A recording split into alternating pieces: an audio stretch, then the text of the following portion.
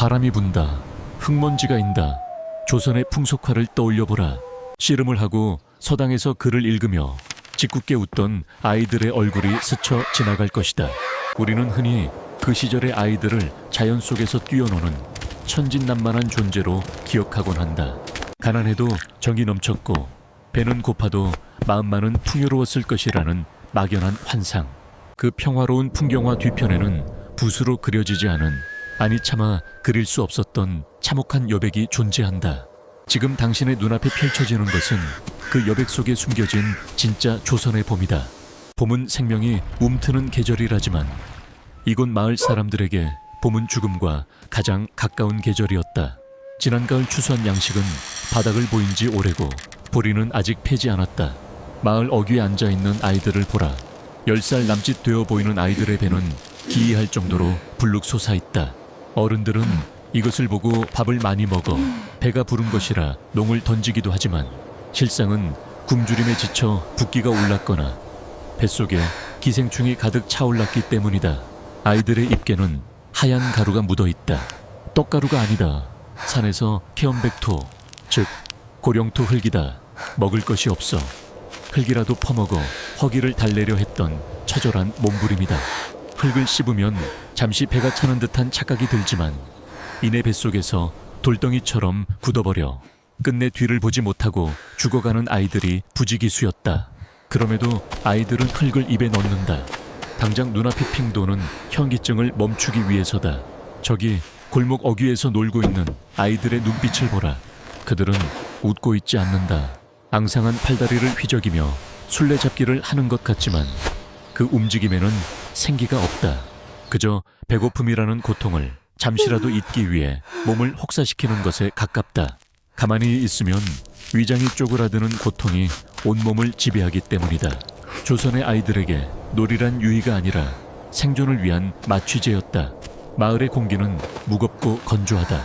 밥 짓는 연기가 피어올라야 할 굴뚝에는 거미줄만 무성하고 들리는 것이라고는 마른 기침 소리와 칭얼거리는 아이를 달래는 힘없는 어머니의 자장가 소리뿐이다. 춘궁기, 보릿고개라고 불리는 이 잔인한 시간은 아이들에게서 유년이라는 시절을 앗아갔다. 그들은 태어나면서부터 늙어가야 했다. 배고픔은 아이를 아이로 머물게 하지 않는다.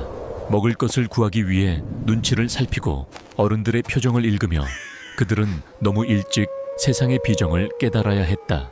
지금부터 우리가 따라갈 시선은 저 무채색의 풍경 속에 서 있는 한 소년, 개똥이다.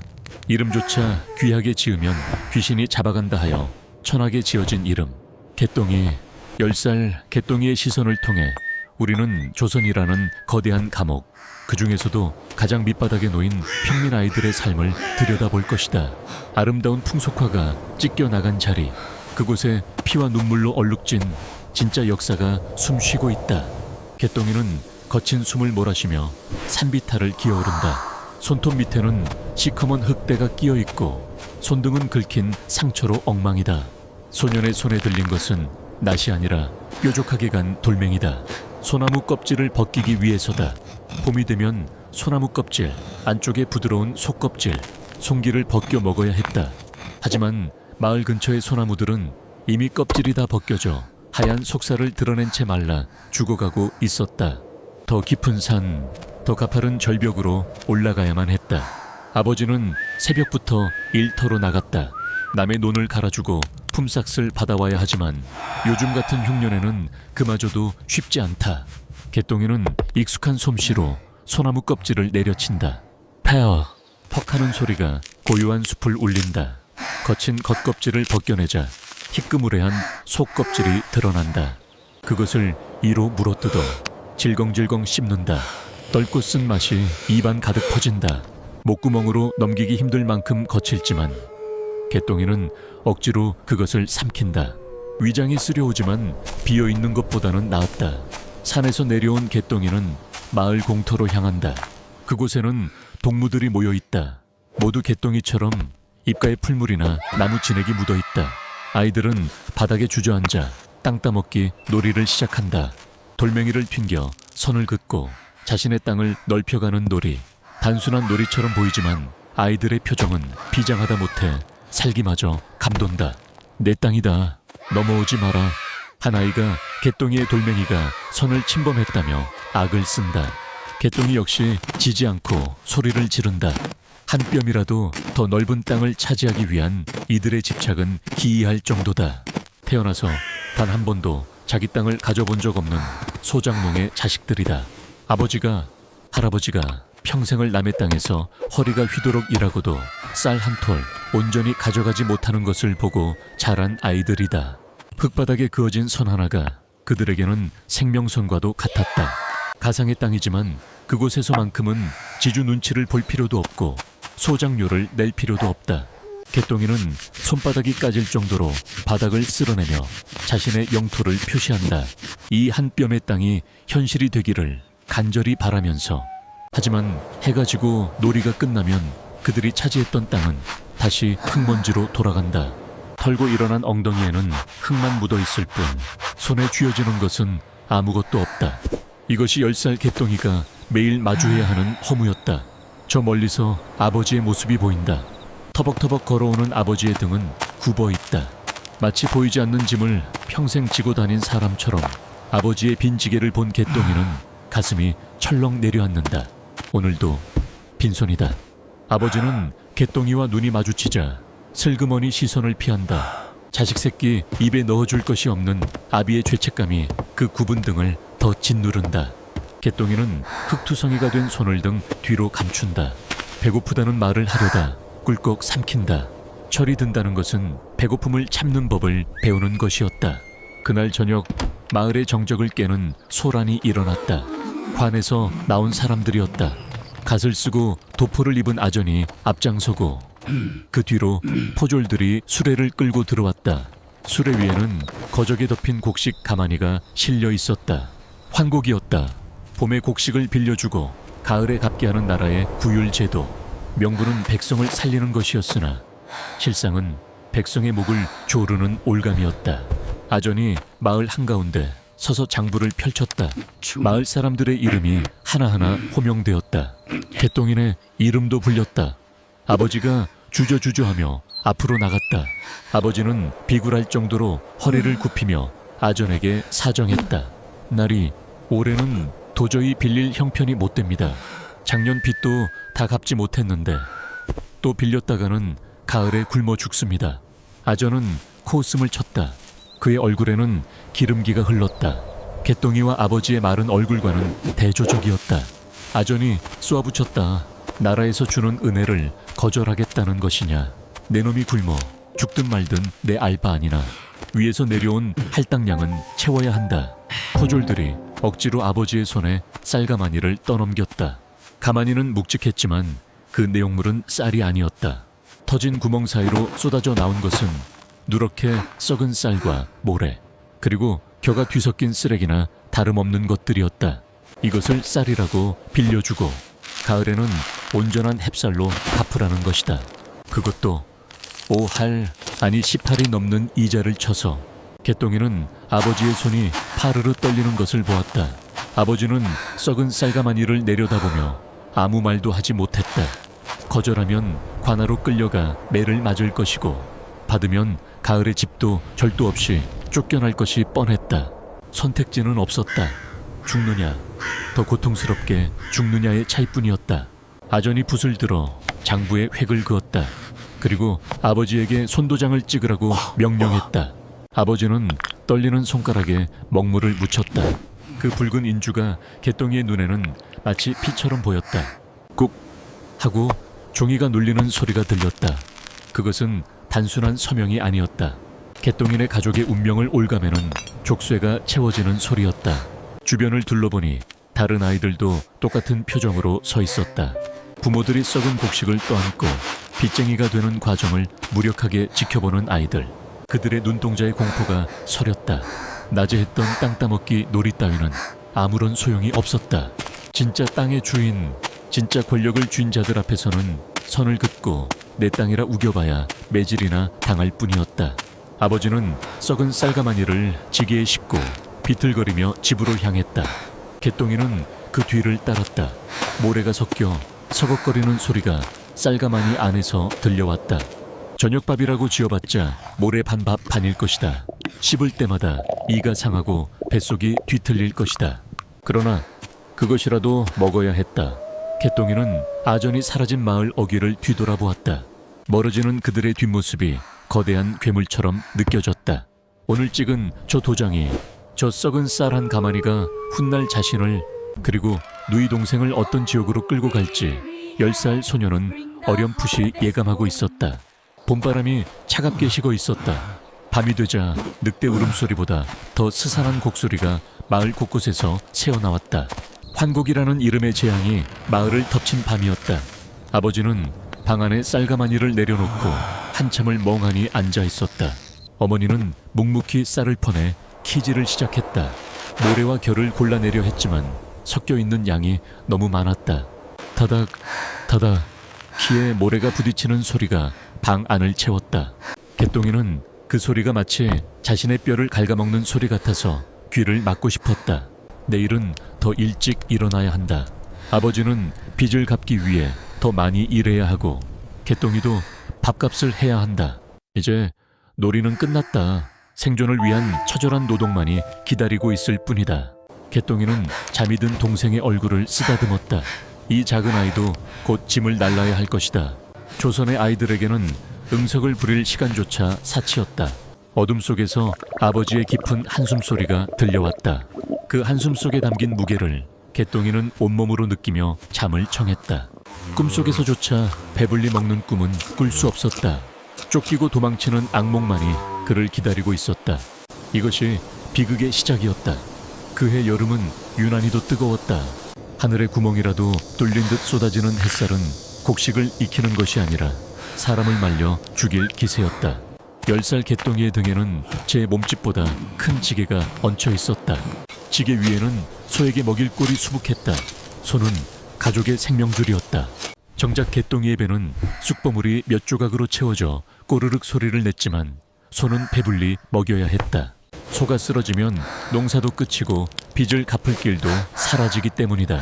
개똥이는 비틀거리는 다리에 힘을 주며 논두렁을 걸었다. 땀이 비 오듯 쏟아져 눈을 찔렀다. 따가운 햇살에 목덜미가 벌겋게 익어 껍질이 벗겨졌다. 마을의 다른 아이들도 사정은 마찬가지였다. 서당에서 글을 읽는 소리가 들려야 할 나이에 조선의 평민 아이들은 노동의 현장으로 내몰렸다. 그들의 고사리 같은 손에는 붓 대신 낫이 들려 있었고 책장 대신 거친 흙바닥을 긁어야 했다. 개똥이가 꼴 한 짐을 부려놓고 잠시 숨을 돌리기 위해 마을 어귀 정자나무 아래로 향했다. 그곳에는 잠시 일손을 놓은 아이들이 모여 있었다. 어른들이 없는 틈을 타 아이들은 놀이를 시작했다. 그런데 그 놀이라는 것이 기이했다. 아이들은 흙바닥에 죄인을 묶는 형틀을 그려놓고 나뭇가지로 매를 만드는 신용을 했다. 네, 죄를 네가 알렸다. 한 아이가 제법 위험 있는 목소리를 흉내내며 소리쳤다. 삿도 흉내를 내는 아이였다. 그 앞에는 죄인 역할을 맡은 아이가 무릎을 꿇고 앉아 있었다. 아이들은 낄낄거리며 죄인 역할의 아이에게 흙을 뿌리고 나뭇가지로 등짝을 후려치는 신용을 했다. 살려주십시오. 날이 다시는 쌀을 빼돌리지 않겠습니다. 죄인 역할을 하는 아이가 비굴하게 손을 비비며 엎드렸다. 그 모습을 보며 주변 아이들이 박장대소를 터뜨렸다. 그것은 단순한 소꿉장난이 아니었다. 관아 마당에서 혹은 장터에서 어른들이 끌려가 매를 맞고 피를 흘리는 모습을 수도 없이 봐온 아이들의 눈에 비친 세상의 축소판이었다. 그들에게 권력이란 남을 때리고 윽박지르는 것이었고 가난이란 무릎 꿇고 비는 것이었다. 개똥이도 그 놀이에 끼어들었다. 개똥이는 포졸 역할을 맡았다. 몽둥이 대신 굵은 나뭇가지를 들고 죄인을 끌고 가는 신용을 했다. 입으로는 곤장 때리는 소리를 냈다. 딱, 딱 소리가 날 때마다 아이들은 자지러지게 웃었다. 웃음소리는 명랑했지만 그 내용은 잔혹하기 그지없었다. 배고픔을 잊기 위해 고단한 노동의 시름을 잊기 위해 아이들은 가해자가 되어보는 상상을 했다. 현실에서는 언제나 피해자였기에 놀이판에서만이라도 매를 든 자가 되고 싶었던 것이다. 그때 한 아이가 흥얼거리며 노래를 부르기 시작했다. 호박 풍년 들어도 내 배는 고프고 나라님 고가는 썩어가도 내 밥그릇은 비었네. 어른들이 부르던 신세 타령 섞인 노동요를 아이들이 따라 불렀다. 개똥이도 목청껏 따라 불렀다. 목이 쉬어라. 노래를 부르면 배고픈 것이 조금은 가시는 듯했다. 하지만 노래가 끝나고 나면 더 큰 허기가 몰려왔다. 정자나무 그늘 아래 아이들의 그림자가 길게 늘어졌다. 그림자마저도 지쳐 보이는 오후였다. 저 멀리서 어른들의 고함이 들려왔다. 일하러 가지 않고 못들 하느냐는 포통이었다. 아이들은 화들짝 놀라 뿔뿔이 흩어졌다. 사또놀이도 곤장놀이도 순식간에 끝이 났다. 개똥이는 다시 지게를 짊어졌다. 어깨를 파고드는 무게가 현실을 자각하게 했다. 놀이는 끝났다. 다시 생존을 위한 싸움터로 돌아가야 했다. 개똥이의 눈빛에서 잠시 머물던 장난기가 사라지고 다시금 늙은이 같은 고단함이 들어찼다. 계절은 속절없이 흘러 가을이 왔다. 황금빛 들판이 출렁이는 수학의 계절. 시인 묵객들은 가을을 풍요의 계절이라 노래했지만 소장농들에게 가을은 심판의 계절이었다. 봄에 빌려 쓴 환곡의 이자와 소장료를 갚아야 하는 빚 잔치의 날이 다가오고 있었기 때문이다. 타작마당은 팽팽한 긴장감이 감돌았다. 볕단이 쌓이고 돌이 깨질 소리가 요란했다. 학, 학 하는 거친 숨소리와 함께 벼살이 튀어올랐다. 개똥이도 아버지 곁에서 볕단을 날랐다.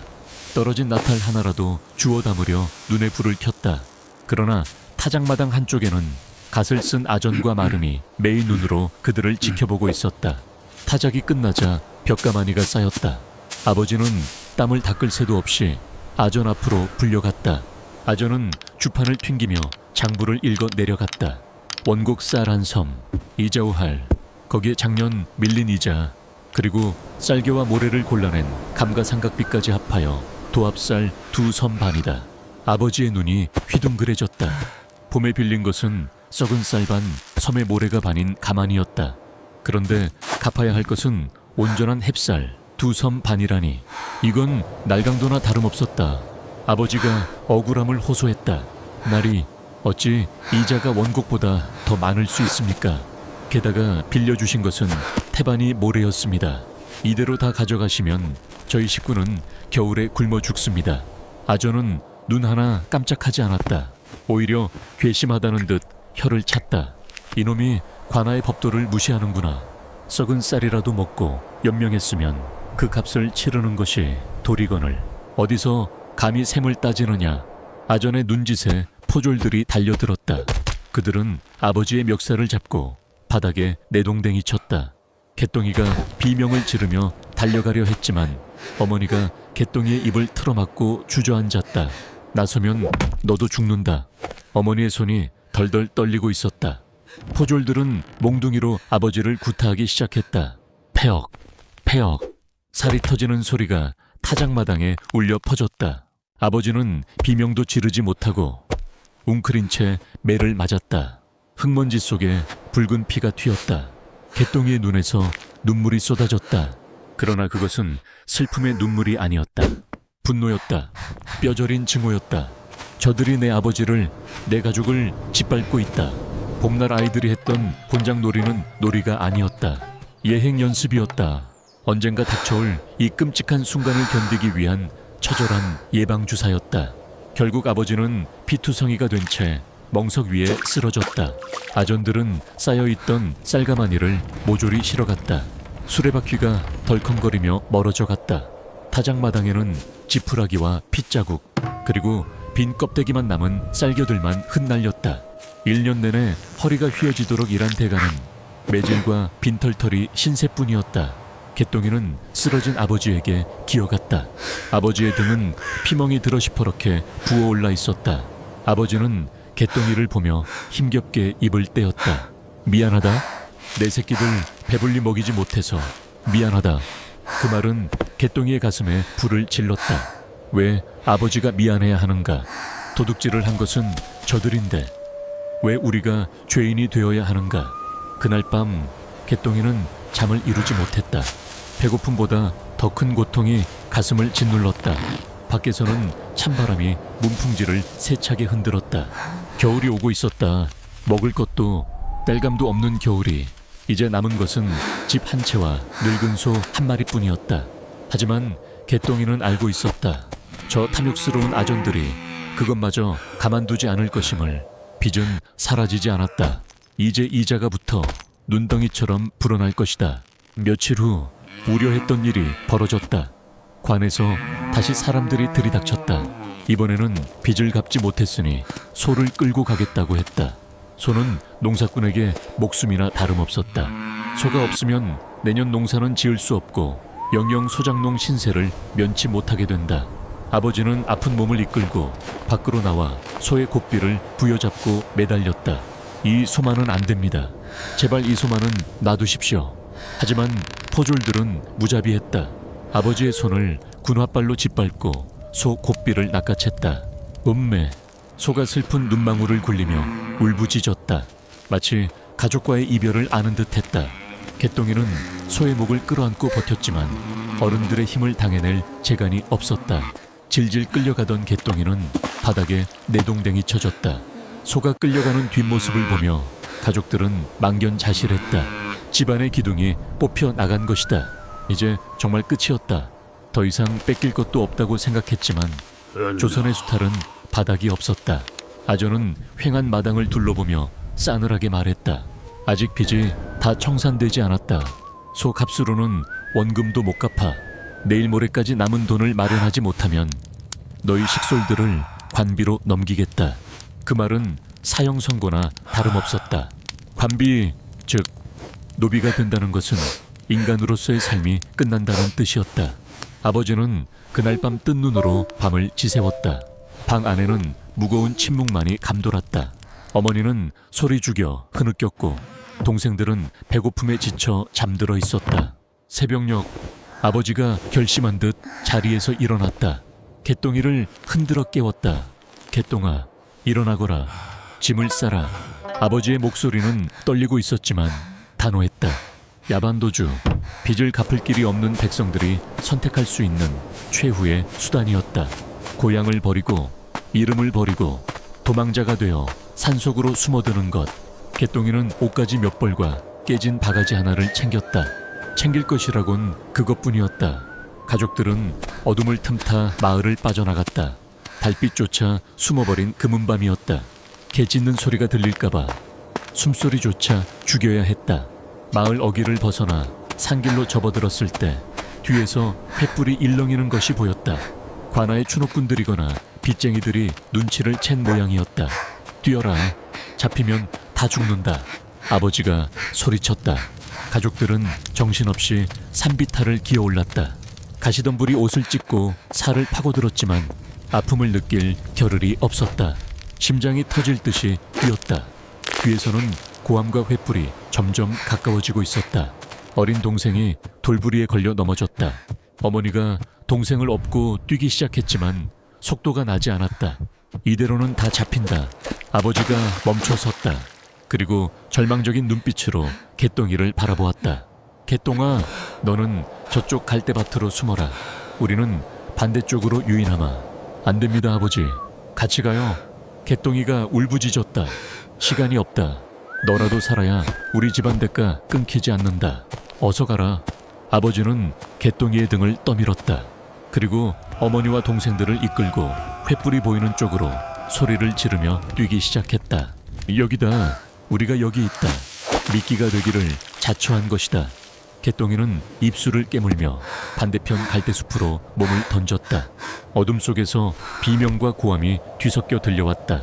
아버지의 고통스러운 신음, 어머니의 애원소리, 동생의 울음소리가 밤하늘을 찢었다. 개똥이는 귀를 막고 웅크렸다. 공포와 죄책감이 온몸을 휘감았다. 내가 살기 위해 가족을 버렸다. 아니, 가족이 나를 살리기 위해 희생했다. 10살 소년이 감당하기에는 너무나 가혹한 형벌이었다. 잠시 후 소란이 잦아들고 정막이 찾아왔다. 개똥이는 갈대숲 속에 숨어 숨을 죽였다. 짐승의 울음소리인지 바람소리인지 모를 소리가 귓가를 스쳤다. 이제 그는 철저히 혼자였다. 개똥이라는 이름도 가족도 고향도 모두 사라졌다. 남은 것은 지독한 고독과 살아야 한다는 본능뿐이었다. 날이 밝아오자 개똥이는 숲에서 걸어 나왔다. 마을 쪽을 바라보았지만 연기조차 피어오르지 않았다. 가족들이 끌려갔는지 아니면 어디론가 도망쳤는지 알 길은 없었다. 다만 확실한 것은 다시는 예전으로 돌아갈 수 없다는 사실이었다. 개똥이의 눈에서 눈물이 말라버렸다. 더 이상 울 힘조차 남아있지 않았다. 소년의 눈동자는 하룻밤 사이에 변해 있었다. 겁에 질린 아이의 눈이 아니었다. 세상을 향한 도끼와 냉소만이 남은 짐승의 눈이었다. 그는 발길을 돌려산 너머 미지의 세상으로 향했다. 어디로 가야 할지, 무엇을 먹고 살아야 할지 막막했지만 발걸음을 멈출 수는 없었다. 멈추면 죽음뿐이라는 것을 뼛속 깊이 깨달았기 때문이다. 산길을 걷는 개똥이의 등 뒤로 차가운 아침 해가 떠올랐다. 햇살은 여전히 눈부셨지만 소년에게는 아무런 온기도 주지 못했다. 조선의 산천은 아름다웠으나 그 땅에 사는 아이들에게는 지옥보다 더한 고통의 현장이었다. 길게 핀 들꽃 하나도 개똥이의 눈에는 예뻐 보이지 않았다. 뜯어먹을 수 있는 풀인지 아닌지 오직 그 기준만이 존재할 뿐이었다. 개똥이는 걷고 또 걸었다. 신발은 다해져 발가락이 튀어나왔고 옷은 누더기가 되었다. 길에서 마주치는 사람들은 그를 거지라 손가락질하며 피했다. 개똥이는 구걸하지 않았다. 밭에서 물을 뽑아먹고 가을 물을 마시며 버텼다. 그의 머릿속에는 오직 하나, 살아남아 복수하겠다는 일념만이 희미하게 타오르고 있었다. 어느 장터에 이르렀을 때 개똥이는 낯익은 얼굴을 보았다. 옆 마을에 살던 점순이었다. 그녀는 비단 옷을 입은 거만한 사내의 뒤를 따르고 있었다. 손에는 짐꾸러미가 들려 있었고 목에는 밧줄 자국 같은 흉터가 희미하게 보였다. 노비로 팔려간 것이 분명했다. 점순이와 눈이 마주쳤다. 하지만 그녀는 황급히 고개를 돌렸다. 아는 체를 했다가는 무슨 봉변을 당할지 모르기 때문이리라. 그 찰나의 순간 개똥이는 깨달았다. 우리 모두는 흩어진 낙엽 같은 존재들이구나. 바람이 부는 대로, 권력자가 휘두르는 대로 휩쓸려 다니는 하찮은 존재들. 가족의 해체는 개똥이만의 비극이 아니었다. 조선팔도 어디에서나 벌어지고 있는 일상이었다. 개똥이는 주먹을 꽉 쥐었다. 손톱이 살을 파고들어 피가 배어나왔다. 그는 장터 구석에 쭈그리고 앉아 지나가는 사람들을 관찰했다. 누가 힘이 센지, 누구에게 붙어야 밥을 얻어먹을 수 있을지 살폈다. 이제 그는 아이가 아니었다. 생존이라는 전쟁터에 던져진 작은 병사였다. 살아남는 것, 그것만이 유일한 승리였다. 눈물은 말랐고 동심은 파괴되었다. 그렇게 조선의 한 아이가 어른이 되어가고 있었다. 가장 잔혹하고 슬픈 방식으로 장터의 소음은 거대했다. 개똥이는 그 소용돌이 한가운데 서 있었다. 낯선 냄새가 코를 찌르고 들어왔다. 썩은 생선, 비린내, 땀 냄새, 그리고 고소한 국밥 냄새가 뒤섞여 위장을 쥐어짜는 듯했다. 개똥이는 더 이상 산속을 헤매던 겁쟁이 소년이 아니었다. 며칠을 굶으며 산을 넘어오면서 그는 짐승이 되는 법을 배웠다. 아니, 짐승이 되어야만 살 수 있다는 것을 뼈저리게 깨달았다. 장터 구석에는 거적을 쓴 거지들이 무리지어 있었다. 그들의 눈빛은 개똥이가 산에서 마주쳤던 들개들의 그것과 똑같았다. 먹이를 노리는 탐욕과 언제 걷어차일지 모른다는 공포가 뒤섞인 눈빛이었다. 개똥이는 그들 틈으로 비집고 들어갔다. 텃새는 매서웠다. 덩치 큰 왕초거지가 개똥이의 멱살을 잡고 바닥에 내동댕이 쳤다. 어디서 굴러먹던 갯뼈다귀냐며 발길질이 날아들었다. 옆구리가 끊어질 듯 아팠지만 개똥이는 비명을 지르지 않았다. 소리를 내면 약해 보인다. 약해 보이면 잡아먹힌다. 아버지가 매를 맞을 때 참았던 신음이 떠올랐다. 개똥이는 이를 악물고 왕초의 다리를 물어뜯었다. 살점이 뜯겨나갈 듯한 기세였다. 왕초가 비명을 지르며 물러섰다. 주변의 거지 아이들이 숨을 죽이고 그 광경을 지켜보았다. 미친놈이다. 독종이 들어왔다. 그들의 눈빛에 경계심과 함께 묘한 인정이 서렸다. 그날부터 개똥이는 장터의 일원이 되었다. 하지만 그것은 소속감이 아니었다. 그저 같은 쓰레기 더미 위에서 잠을 자는 경쟁자들일 뿐이었다. 배고픔은 존엄을 갉아먹었다. 생선 장수가 버린 썩은 대가리를 주워 먹기 위해 개똥이는 다른 아이의 머리채를 휘어잡아야 했다. 국밥집 손님이 남기고 간 깍두기 국물을 핥기 위해 흙바닥을 기어야 했다. 처음에는 구역질이 올라왔다. 어머니가 해주던 따뜻한 밥상이 눈앞에 아른거려 목구멍이 막혔다. 하지만 뱃속에서 요동치는 허기는 그 모든 기억을 집어삼켰다. 살아야 한다. 살아서 복수하겠다던 맹세조차 희미해지고 오직 오늘 하루 입에 풀칠하는 것만이 삶의 목표가 되어버렸다. 어느 날 장터 한복판에서 구판이 벌어졌다. 무당이 작두를 타고 방울을 흔들며 춤을 추었다. 사람들은 구판 주위로 몰려들어 복을 빌고 애군을 쫓아달라며 쌀과 엽전을 던졌다. 개똥이는 그 광경을 차가운 눈으로 지켜보았다. 저들은 무엇을 위해 저토록 비는가? 우리 가족이 야반 도주를 하던 날 밤 신령님은 어디에 있었는가? 아버지가 피투성이가 되어 쓰러질 때 조상님들은 무엇을 하고 있었는가? 개똥이에게 신은 죽었다. 아니, 애초에 가난한 자들을 위한 신은 존재하지 않았다. 구판에 떨어진 떡조각 하나가 개똥이의 발치로 굴러왔다. 그는 주저없이 떡을 집어 입에 쑤셔 넣었다. 흙이 씹히고 모래가 서걱거렸지만 달았다. 그것이 개똥이가 배운 세상의 맛이었다. 겨울이 깊어지면서 장터의 밤은 혹독해졌다. 거적 하나의 의지에 서로의 천을 나누지 않으면 얼어 죽기 십상이었다. 어느 날 아침 개똥이 옆에서 자던 꼬마 하나가 일어나지 않았다. 몸은 이미 딱딱하게 굳어 있었고 얼굴에는 하얗게 서리가 내려앉아 있었다. 불과 어제 저녁까지만 해도 배가 고프다며 칭얼대던 아이였다. 왕초는 혀를 차며 아이의 몸을 거적에 둘둘 말았다. 아무도 울지 않았다. 슬픔은 사치였다. 죽음은 그들에게 너무나 가까운 이웃이었고 일상이었다. 개똥이는 죽은 아이가 입고 있던 다 해진 저고리를 벗겨내어 자신의 몸에 겹쳐 입었다. 죄책감 따위는 들지 않았다. 죽은 자는 말이 없고 산자는 추위를 견뎌야 했다. 이것이 장터의 법이었고 조선 바닥의 섭리였다. 그의 겨울을 나면서 개똥이는 완전히 다른 사람이 되었다.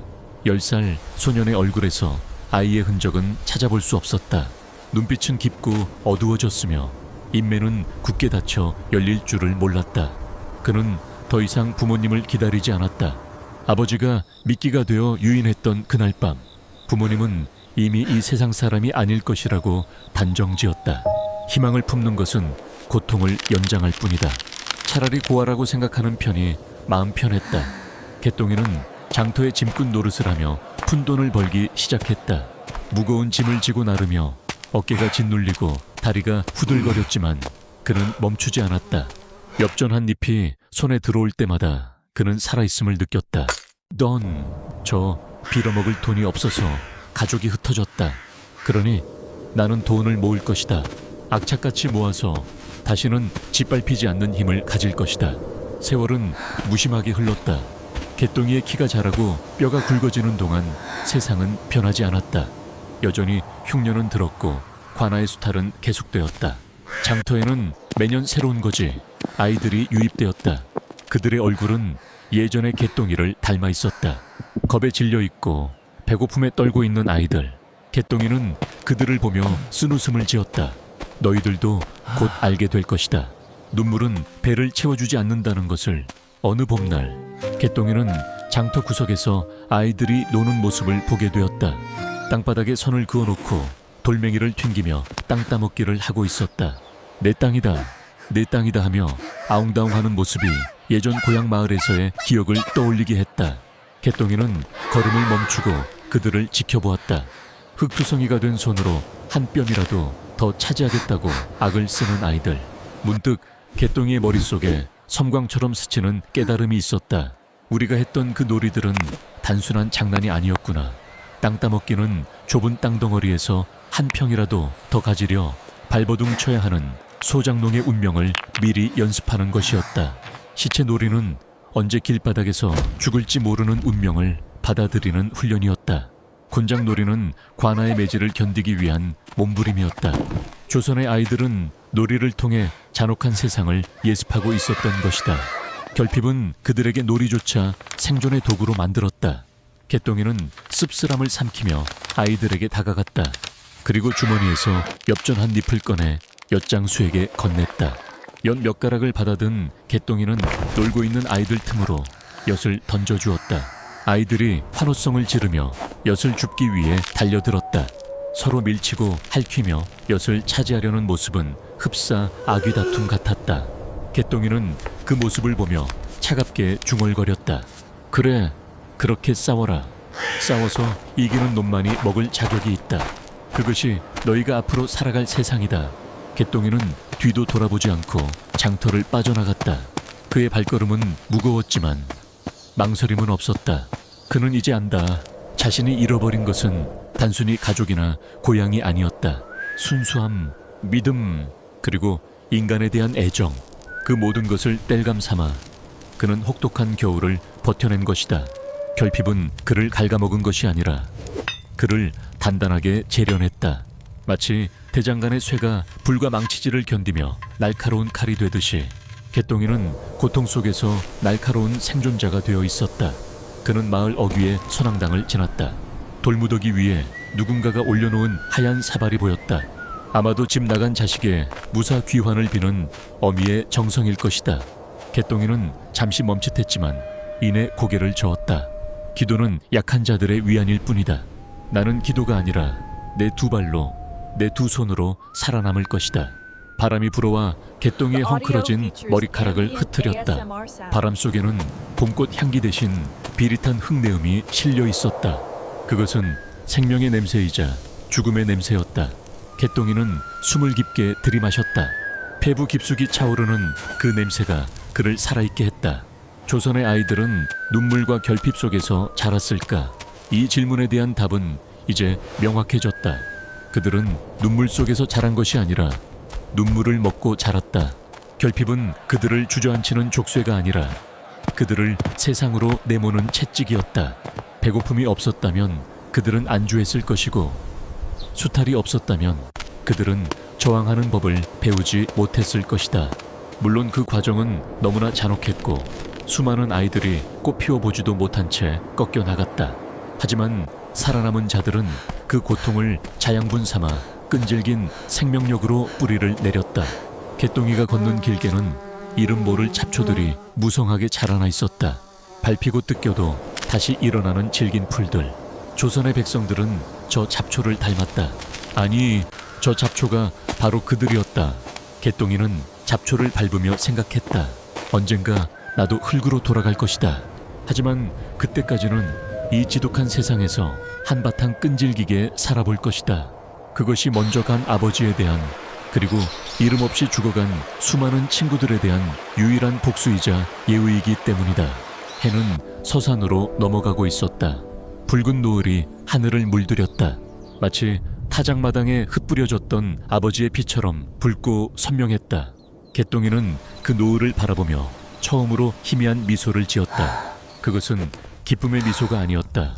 살아남았다는 안도감, 그리고 앞으로도 살아남겠다는 서늘한 다짐의 미소였다.